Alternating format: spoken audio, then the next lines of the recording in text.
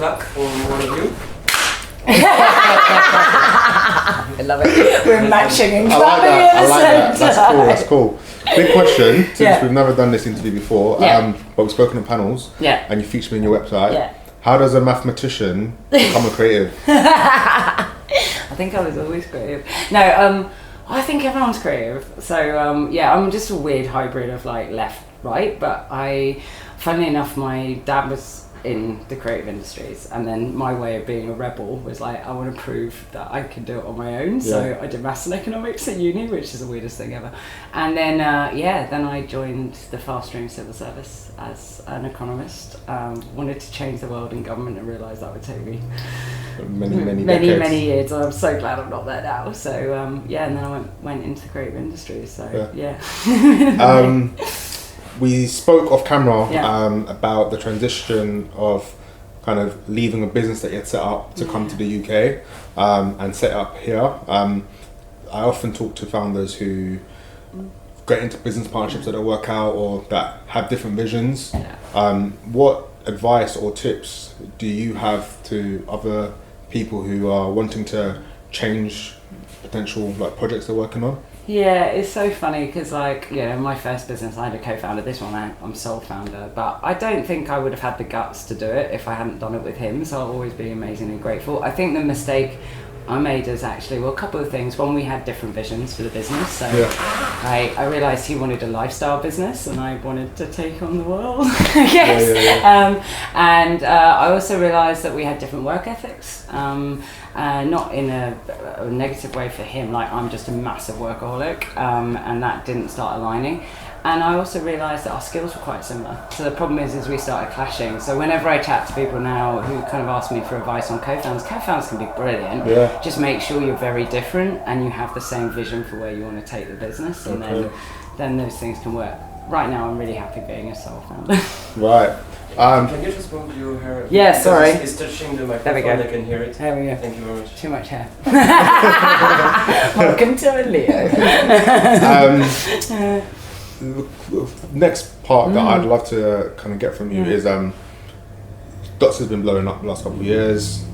There's a lot of new people who are changing the way that we talk to young people coming up about their careers, about their possibilities. What's your viewpoint on the future of work? Yeah, I mean, I've got lots. I would be here like all day. I'll give you some as well. So I think, firstly, like what I'm completely passionate is about creativity more broadly. So I think the robots are coming. And I think there's three things that machines don't do very well. They don't have common sense, they don't have empathy, and they can't mimic that human capability to be creative. And I use creativity in its broadest sense of the word, but the community I look after are coming up with ideas and building teams around them to make those ideas happen. So I guess the big difference between us and LinkedIn is instead of your like very linear CV, people post projects, and that project could be a magazine or a podcast, and then they credit the full team around those magazines. So I'm really passionate, obviously, about creativity, but I'm also passionate. When the reason I started the platform is while I was working in the creative industries, I just noticed a really different pattern of work that was emerging. So one, it was becoming a lot more fluid. So that traditional CV linear career was sort of not being adopted by my friends. So people were increasingly freelancing, adopting portfolio careers, side hustles, slashies, multi-hyphen careers, whatever you wanted to call them. But I think on a much deeper level, I was surrounded by people who actually wanted to do work that they loved and enjoyed and had purpose. And people were joining the creative industries because they wanted to actually come to work with people they liked. They wanted to bring their whole self to work and not have to be this like suited white collar person to succeed. So I just felt like the only option for a professional network was LinkedIn, and it just didn't feel like a place for us, and that's why I created the Dots. Amazing. Diversity and inclusion is obviously a big thing in today's world. When it comes to the word inclusion, I'm quite a big fan of inclusivity, because I think that solves a lot of things. You are a champion for leaders with dyslexia. How do you lead your team as someone who doesn't do everything perfect. It's different. Yeah. But you also workaholic as well, so you probably do strive for perfection as well. Like, what's your approach to inclusion, and how do you employ others who also might have different forms of disabilities? Yeah. I think like inclusive teams are just better for everything, better for creativity, better for output, better for business, better for innovation. I mean, diversity is so intersectional, as you know. You know, I'm a sole female tech founder who's also dyslexic. It's very different from someone else. So I think the way I approach it as a leader is one, again, myself bringing my true self to work. So I'm really open about my dyslexia. So you get emails from me, it says delightfully dyslexic, excuse typos in my email signature. What's lovely about that, it means that everyone else on the team can bring their whole self to work as well, which means, you know, diversity can be hidden and not, and you just don't know, and it's lovely having an environment where everyone feels safe. And I think the magic of having a team, my team is so diverse on all levels, you know. Break it down to us, because there are employees out there right now who are trying to make D&I a thing in their team, but it's quite a complex thing. Of course you can bring someone come do a workshop around unconscious bias for half a day, but how do you actually implement a day-to-day team? Sometimes I don't hear enough stories of how people have actually done it. So. Well, I actually have targets. So like we have diversity targets built into our DNA. So was that like that from the start? Or yeah, right from the start. So over 50% of my team is female. Obvious one. Just to put in context though, in tech that is a massive rarity. Yeah, 100%. Tech is like usually about 20 to 30% female. So BAME we're about 31%. Depends how you classify BAME. If you classify it including minorities, I guess we're more like 50%. You know, my team is 31, but we've got 16 nationalities of that 31. LGBT we're actually over-indexed on the moment. What's that mean? LGBT. This is my dyslexia. LGBT is lesbian, gay, bisexual, trans, plus, yeah, I think. I meant the percentage. Right. So we're about 30% LGBT. Cool. And then neurodiversity is we index highly on most of the neurodiverse. So neurodiversity is dyslexia, autism, dyspraxia, ADHD, and a lot of my team is one or the other or a mix. And when new people are joining and teams growing, because you've been scaling for a while now, how do you make everyone aware of everyone's, how's that information shared, obviously confidential and also from a supporting perspective? Yeah, I think we haven't really made it like a kind of formally rigorous thing. I think it's about having time together, because I mean some people feel comfortable talking about things and some people don't, you know. I mean, I'm very open about my dyslexia, but you know, if someone has mental health problems, they might not want to feel comfortable about talking to it. So I just want to create a safe environment where if you want to talk about it, you can. If you don't, you don't have to. But I think what's magic about bringing together a very different team is that everyone is different. So by its very nature, you just naturally talk about things, and it just becomes a lovely environment. And I think it just becomes the norm for everyone to be different instead of the exception, if that makes sense. And instead of trying to have to like force to make a specific space or a specific like day on a week where we celebrate. Yeah, it's just like, a lifestyle. It's the norm because we're all different, so that's great. And there's actually amazing research by, do you know, Creative Equals? Yeah. So they found that teams that reflect society as a whole, and whenever I think about diversity, I'm thinking about teams that reflect society as a whole. They found that teams that reflect society are 43% more likely to stay with a business. So it's amazing that I talk to there's about 20,000 companies that use the dots now, and they're always talking about, we're churning through all this stuff, and I'm like, well, that's because if you actually had inclusive teams that reflect society, they're happier and they're more likely to stay with the business. So they're kind of, So what's three things someone watching the video? Oh, sorry. Sorry, no, my laugh. What's three things someone who's watching this video could do to make their teams a bit more inclusive? I think it's tough because I think it does have to start at the top. I think it's very hard to build a business where you don't have C-suite executive buy-in. And it's not. I think I've seen senior leaders actually be persuaded, I think the discussion has to be inclusive in itself. So I think I being a woman in tech, and just to put it in context, like so only 9% of angel funding goes to women in tech, and at my level, because we raised a 4 million round, it's only 2.3%.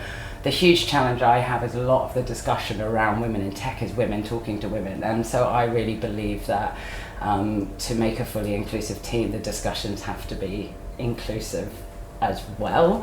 And so in terms of other things, I mean, you've got to really look at it at all levels. You know, it's fine to put in place a recruitment policy, and we're going to hire great diverse talent, but if you're not set up internally, it's just never going to work. And so you have to look at a complete multi-layered approach. And so the DOTS very much comes in from the hiring perspective, but then we collaborate with loads of amazing organisations who, when we go into a business and they say, we want to hire you for diverse talent, I'm like, well, how set up are you? And if they're not, we'll recommend someone like Ali at Creative Equals or Nena at Stripes, and say, like, just get that bit right, because otherwise you can't just solve one little bit of it, because it's just not it's whole 360. The whole 360.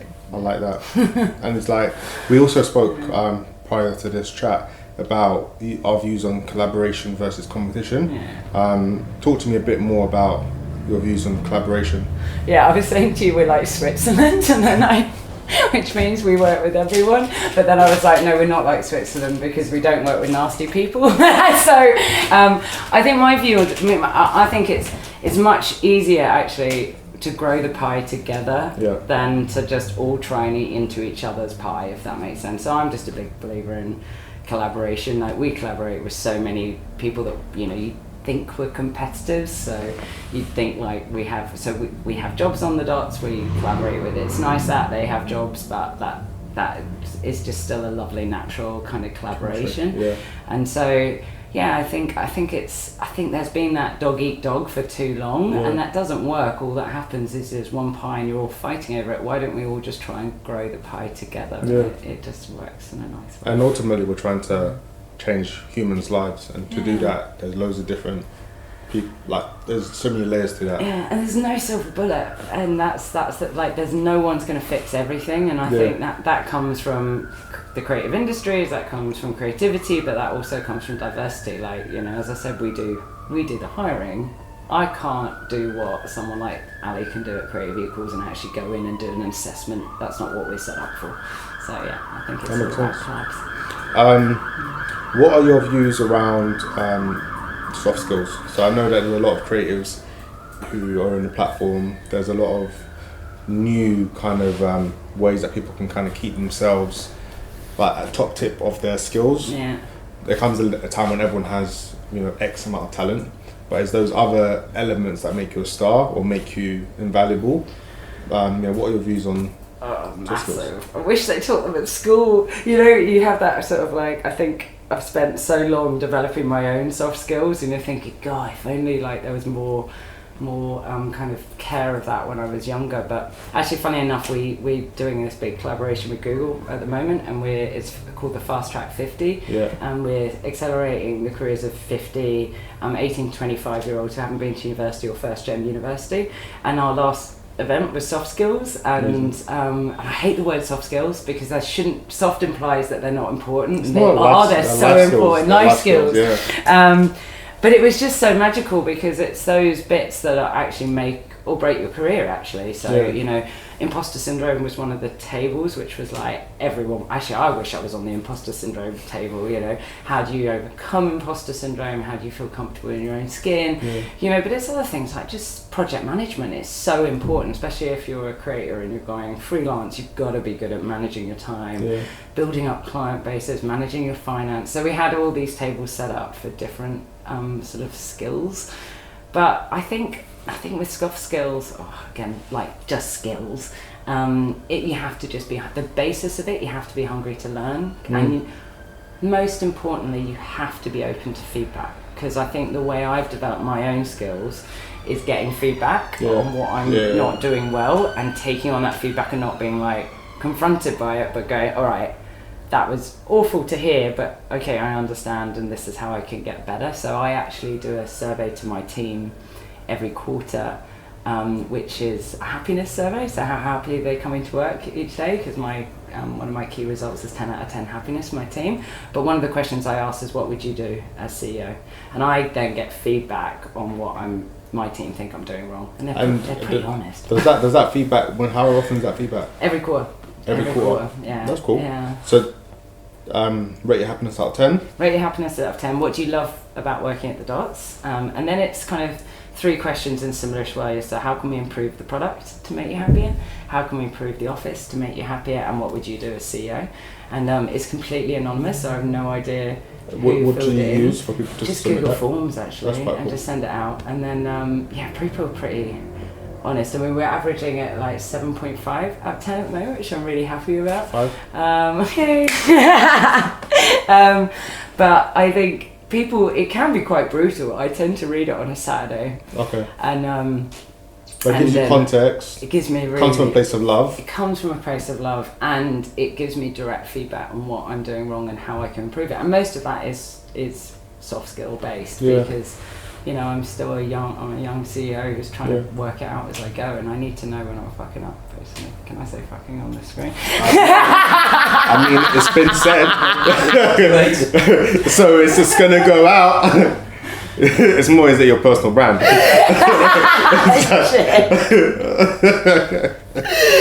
Yeah, alright, come on. Do you want to edit it out? No, that's fine. I'm fine with it. So, do you have questions for me as someone coming into the industry who's trying to help companies, help young people, but also doing different things? Yeah, so what are the trends you see? I think, that's interesting. The trends I see is I see some trends that you've already noted, which is people building portfolio careers and people being more freelance. The other trend I see people being a bit more open around, like being more open and vulnerable about the struggles they're going through and making like support groups on themselves. Not everyone's doing it, but those that are doing it are thriving through doing that. So I see a lot of that. And then the final big thing that I see people doing a more adventure. So of course there's others that are not, but when people are, they're really surprising you. So there's a photographer who wasn't making it in London.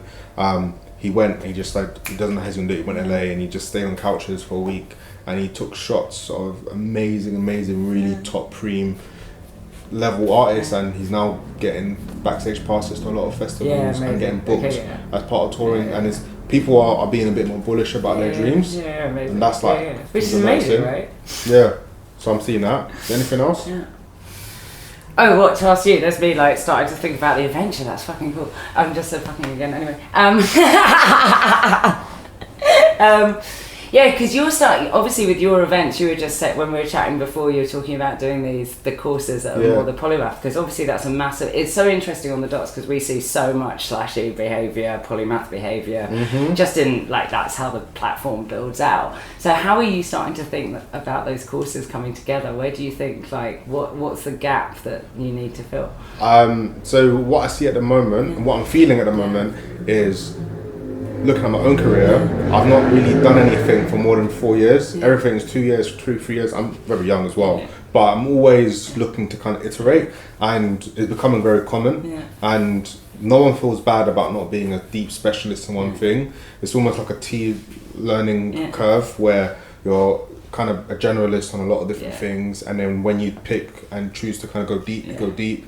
And I'm finding that to be quite fun, because you can have stuff that might seem like procrastination or might seem like a bit of a waste of time when you're going through it, but as you hit the goals and you go into a next adventure, you're able to bring it to life. So my previous business prior to doing Super Talent was an influencer agency, and prior to that I always did Super and I did programs for kids, but that 2-3 years in the influencer market means that now when I go and develop a program for a company, do an event for a company, or when I work on a course for polymaths, I'm not thinking about putting the program just on a tweet or just like sending out a newsletter. I'm thinking about, right, how do you work with content creators? How do you make a campaign? How do you use SEO? Like there's all of these things that if you were just in that one lane, you wouldn't kind of bring to the forefront. Do you know what you're saying is so interesting, because because we're working with Google on this program, and actually we did a load of research in terms of all the companies, like what type of people they're looking for, and that's what they were looking for, is that like T-shaped, multi-skilled individuals for exactly that. And I mean, Google are smart. These are the future of work, because things are changing so fast, and going back to the automation thing, we don't know what is going to be automated and when and how, so there's things that are going to change, and they're going to change, like suddenly something you're doing might be automated, but that kind of having that broader reach of things that you can do, so you can, okay, this might have changed, but I can now evolve it into this, and it's kind of magic. I think, if we're not learning like that, then we're kind of putting ourselves in a precarious situation entering into this age. So I get really excited, and I did the same, like my whole career, like apart from the dots, I've been the longest in any one role at the dots, but apart from the dots, I just jump, and different roles, different roles. So I like that. How do you self-learn? I'm like, just all the time. So I think firstly the feedback, so I think it's really important to be reflective on your own performance, and I've actually got a sticky on my computer which literally just lists all the things I've mucked up in my career, and like basically I don't mind making mistakes because I think that's the nature of growth, but I've refused to kind of repeat those mistakes. I'm a massive reader, but because I'm dyslexic, I can't read physical books. So I listen to Audible. So I walk to work, which obviously I'm just there next to you. Has that changed? I thought you rode and put speakers. I have the speaker, and at the moment I'm walking. Because it's quite as well. It's the Old Street roundabout as hell. Yeah, true. So I walked to work, or on a bike. I was about to say Boris bike, but I refused to use that man's name, even though I just did. So on a bike with a speaker, listening, but I'm just always listening to books. And so I digest, I try and at least get through one, sometimes two a week. Podcasts, love. And then I find it hard to balance both podcasts and books. I find books to be more enjoyable at the moment, but then sometimes go from a podcast stage. So I tend to get into a book, and then before I find the next, I'll do like a bit of it. But I like Saturday podcasts as well, is actually my thing. So I'll go like supermarket shopping, listening to podcasts, not books, because then I can be semi-distracted. But I love the like that. And I just love people. I think you just you learn so much from being inquisitive about people and how they approach things.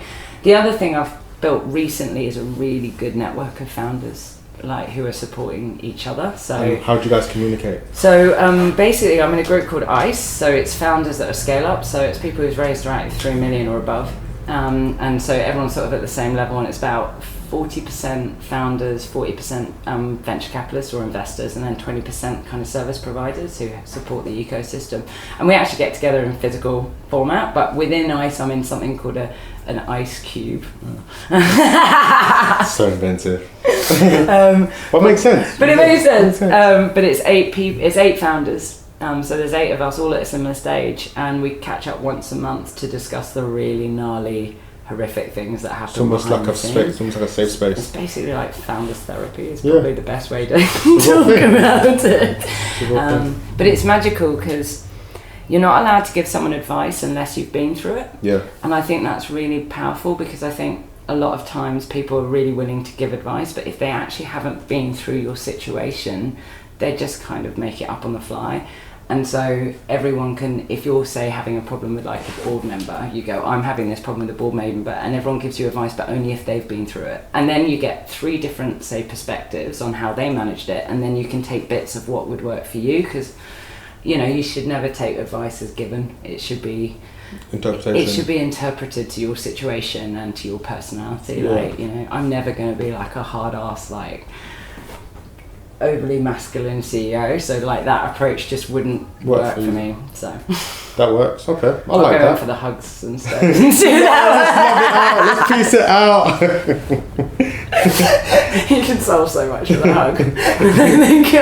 It's true. We started doing morning hugs around the team. Just because forget about yesterday. Even if yesterday was a great day, just peace. How is everyone feeling? Even before you have a 10 a.m. stand up, just hey.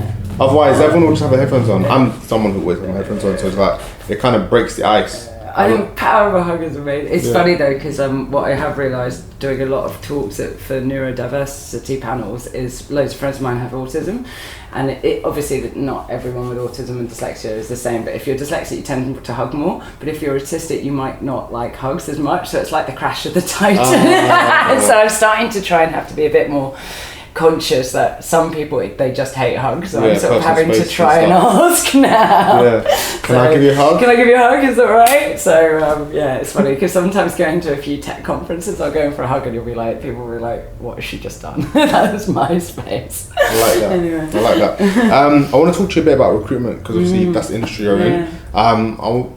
What's your thoughts around employer branding? How can companies improve their employer brand? Obviously being on the dots is a great chance for someone to have their company up. But that's like, for me, one of the big ways to kind of change your diversity problem if people actually hear about the jobs you actually have going. I think it has to be really authentic. I've seen it done really badly, where it's like, here's pictures of the ping pong table, and this is us at the pub and playing football, and you're like, not everyone loves football. But so I think it has to be really authentic. I think you definitely can't claim to be something you're not. It's interesting on the dots because we have, the company pages. And then you can actually see who's worked with that company, and that's actually where people are checking out someone's employer brand. That's sort of like something that is hard to manage in a way, because you've got to make sure that actually a lot of people hit up people at that company too. So I think it has to be a really deep level engagement. I think authenticity is really is the main thing. And the other huge mistake I've seen done is HR managers should not manage the employer brand. That should be done as a holistic whole of the creative team. Break that down a bit more. Well, HR managers sort of I think they're definitely part of the puzzle, but actually what they interpret as the culture within a business, or the kind of the setup of a business, isn't necessarily that reflective of the company actually as a whole. So I think it needs to be a proper branding piece that companies do, as opposed to, the HR manager can do their stuff about employer brand. No, it's as important as branding other things. It's the thing that everyone looks at. So I think it should be definitely inclusive of HR managers, but it should be the wider team who get part of it as well. That's employer branding. Other thing I want to talk about in the recruitment space is early careers. You probably have a lot of jobs going which are very junior or middle management jobs. What are things that employers could be doing to engage with people who are early careers, especially creatives who have more portfolios? Yeah, I think, there's so many, trends. The really interesting bit right now is we're kind of at fullish employment. There is just not enough talent for the amount of opportunity. So I think, people can afford to be a bit more picky these days. I think also companies just have to be they just have to up their game, and I don't think a foosball table is even a word. A load of ping pong table and free drinks on a Friday. Those things are nice, but there's everyone else not everyone offers that, but that's not going to build like a loyalty of a team. What I have found that has worked is happiness, and I don't lose people at the dots, and like in the end, if you're a happy team, you're a productive team, and I think employers should care more about happiness, and some of the best tech companies I've seen being built at the moment are really caring about the happiness, because if you're happy you're going to stay in a company. If you're not, there's lots of other opportunities out there. So I would definitely put happiness at the top of agendas. And the brilliant thing about happiness as a catch-all phrase is happiness means different things to different people. And so some people it might be pay, some people it might be flexibility at work. It just means different things, so that catch-all phrase really encapsulates it all. So like that. That's good. What's next for the dots as we enter the back end of the year 2020?